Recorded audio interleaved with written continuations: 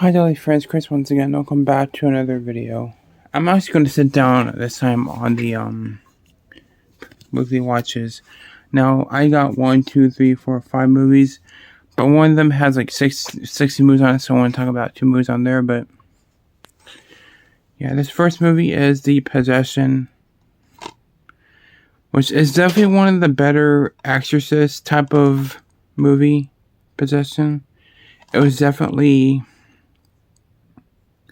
I mean, I wouldn't say it was the best one, but it's definitely better than like the Exorcist type of stories. Some of it was pretty intense. There's a part where the little girl gets possessed and by this like box thing, and she starts to like acting weird. There's one part where she's eating raw meat in the fucking fridge at night. That's actually pretty terrifying. Don't want to spoil it because I do want to review some of these movies in the future. So check it out if you haven't seen it. It's actually really good. Next we have Anti-Birth. Now,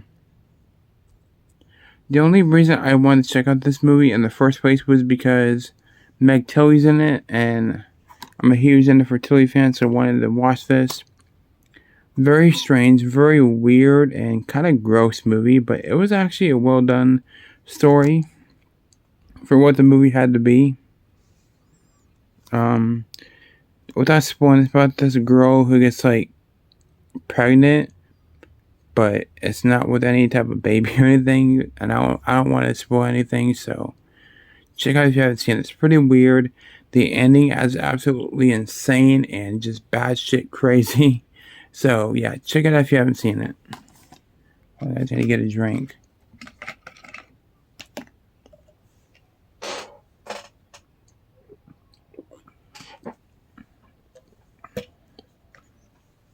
Okay, next we have this, but there's like a bunch of like Puppet Master movies on here, but in particular we watched Dangerous Warriors, and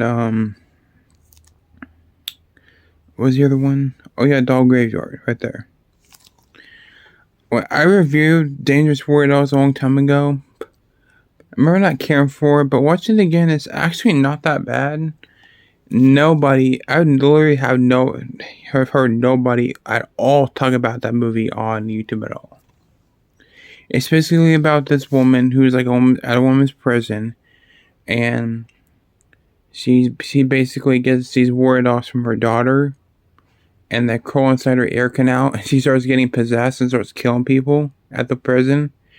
It's actually kind of entertaining, and it's actually the acting by the main girl is actually really good. A lot of the acting in this movie is actually really good. So I'm due for a re-review on that.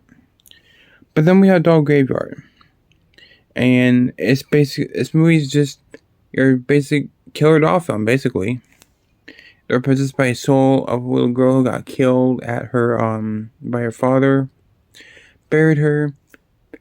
And her soul went to all these dolls, and this kid finds these dolls, and they buried in this backyard, takes them home, and just collects them, just like I do with dolls. So yeah, and there's not that much of a body count, but the kills are pretty gory. So yeah. And by the way, this collection is actually really not the greatest. It has like discs stacked up on each other, which I don't like, but yeah. But there's only 2 movies we watched on there. I'm always rolling out one scene in the movie. But then we have May. And May is basically about Angela Bettis's character who just wants a friend. And when she makes a friend, he ends up being a bit touchy with her. And she starts to admire his hands, and from there she starts like being fascinated with people's like certain body parts, like judges certain people's body parts and stuff. And she has this doll.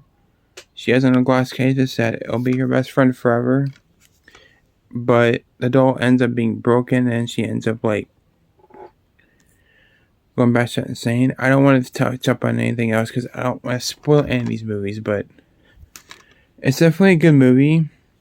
Angela Badass is great in this movie, and so is Jeremy Sisto and Anna Faris. And Jeremy Sisto is actually in Wrong Turn, which is another movie I recommend you guys check out if you haven't seen it.